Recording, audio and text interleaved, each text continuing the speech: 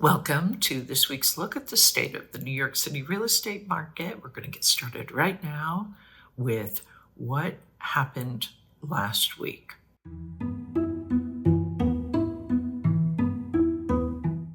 The luxury market saw 33 contracts signed. That is 4 more than the previous week. And this is a continuation of strength. If this part of the market that has been leading the charge in New York City real estate since last year, and also as part of this trend, condos continue to vastly outsell co-ops and townhouses. In the Manhattan market, the supply did tick up. We're at 5,961 properties in total in Manhattan, but inventory does remain tight. The weekly contract signed jumped more than 20%, and the pending sales are at 2,976. That is a gain of about 10% from last month.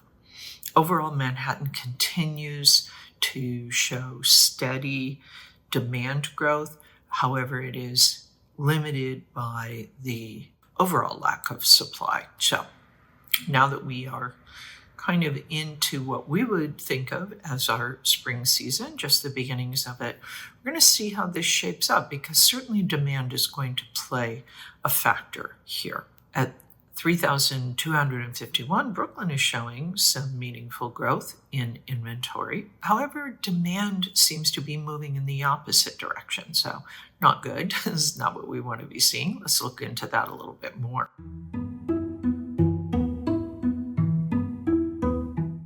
So here's what stood out. Weekly contracts jumped almost 20%. It's a nice rebound. And, overall, as I said, Manhattan is showing strength in terms of demand. However, it is constrained by the limited supply. And in Brooklyn, Brooklyn's median asking prices remain 15% above their 2021 starting point, even after softening after the 2025 peak. The upper end of the market in Brooklyn is trending higher.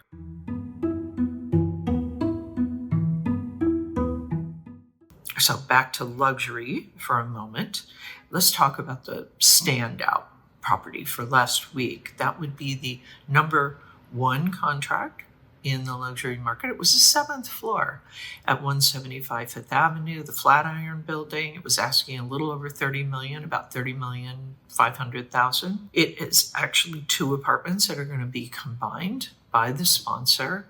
Quite the showpiece. I bring this up because this contract really affirms the luxury buyer appetite for new development.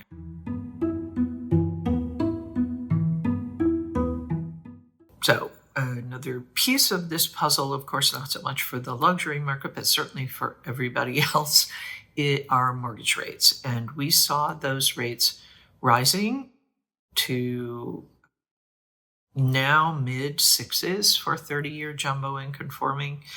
We're going to have to wait and see how this all plays out. It definitely has an impact. However, there is still a lot of opportunity and there is a lot of activity. We can see that in both Brooklyn and Manhattan, certainly luxury market, but that's a cash part of the market.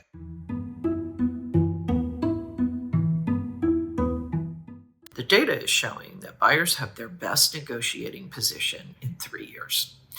The asking prices in Manhattan have reset to 2021 levels, basically erasing the entire post-pandemic run-up of prices. So we know what this means. The buyers should be guided accordingly, and sellers, if you are still anchored to those 2024 peak prices, you are fighting a market that has already moved on.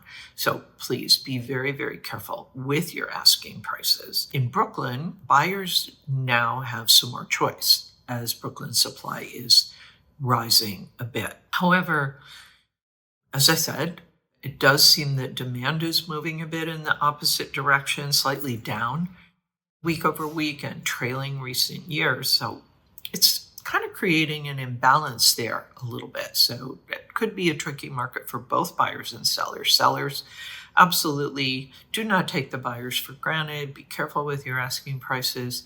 Buyers, last week I talked about how Brooklyn is a very segmented market by neighborhoods. So, some neighborhoods are moving more quickly than others. Just again, to be successful, whether you're a buyer or seller in any part of this market, do be informed. Continue to stay on top of the data. I will continue to keep you informed, of course. And if you have specific questions about your particular real estate situation, do reach out to me or post those questions below.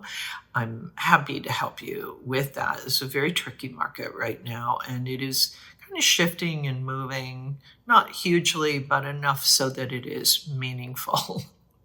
So, the more informed you are, the more successful you will be. That is the takeaway for the week. As always, my thanks to the Olshan Luxury Report and to Urban Digs. The work they do helps me to help you to make great decisions. I will be back next week with the very latest news on what's happening in the New York City real estate market. In the meantime, take care.